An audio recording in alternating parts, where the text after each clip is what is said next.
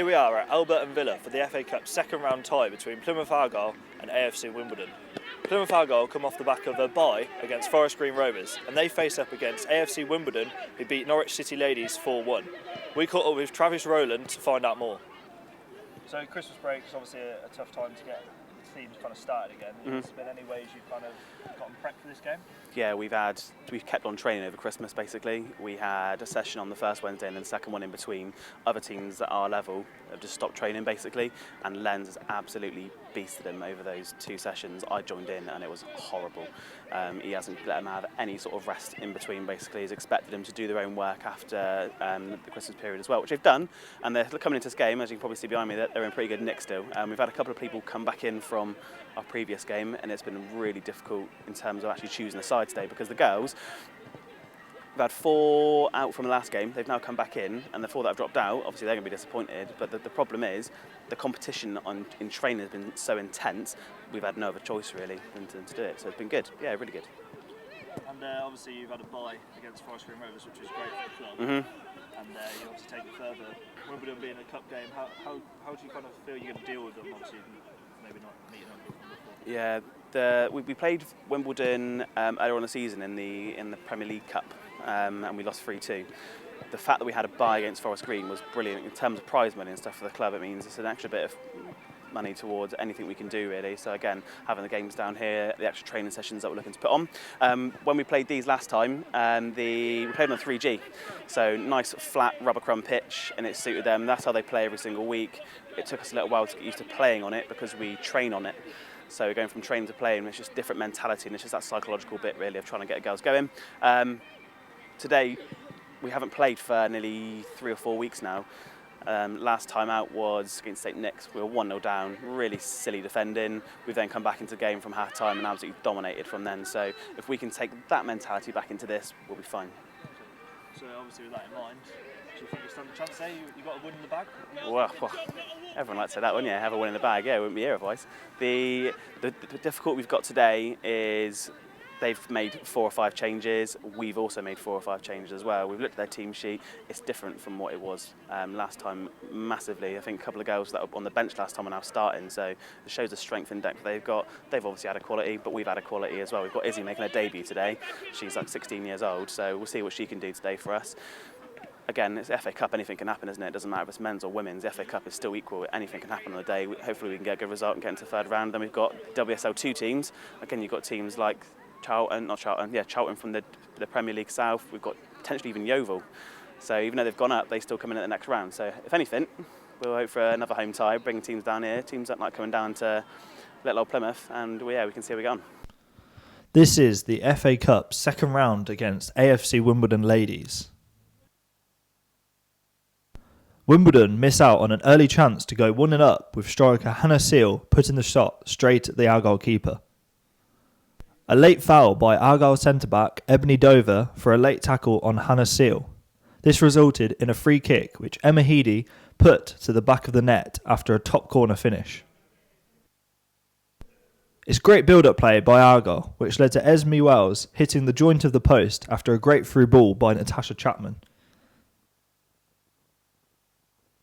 But it's great wing play by Hooter North from Wimbledon, crossing for the clinical finish of Hannah Seal.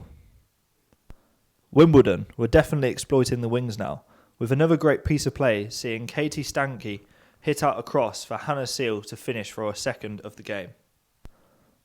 Argyle looked to turn the screws though, as the kitchen sink was thrown by Coach Leonard with all substitutions on. But keeper Salgado was on fine form, denying Amber Pollock from a strike just after half-time. Substitute Amber Pollock was firing on all cylinders, supporting Lizzie Bell and Danny Parr, but once again denied by a great double save by Salgado.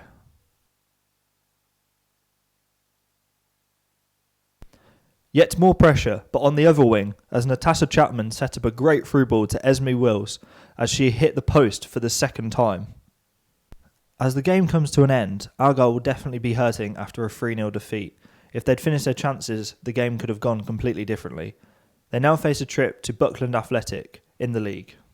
The bye against Forest Green Rovers, but there's a big chance today having to get through another round. Obviously it's disappointing. What do you feel you can take away from it?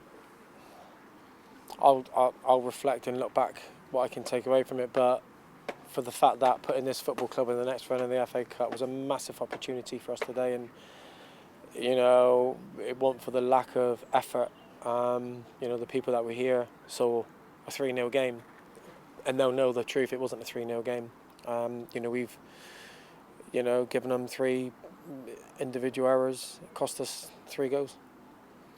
Obviously, you mentioned about effort, and a lot of people have been saying, like, in the latter stages of the game, you're, as you say, throwing the kitchen sink here. Obviously, that's a great show of character that even 3-0 down, you can still fight and still play as a team. Yeah, I think when you look at that, and again, anybody that was here would look at that and go, the effort, commitment, fitness that we've shown in the last 25, 30 minutes, second half, totally different team, but we've just been undone by 3 basic errors, and I can't argue, I can't complain about the effort and the fitness that my players have put in. They've all put in a great shift, and I'm gutted that they've just come away with a 3-0 defeat.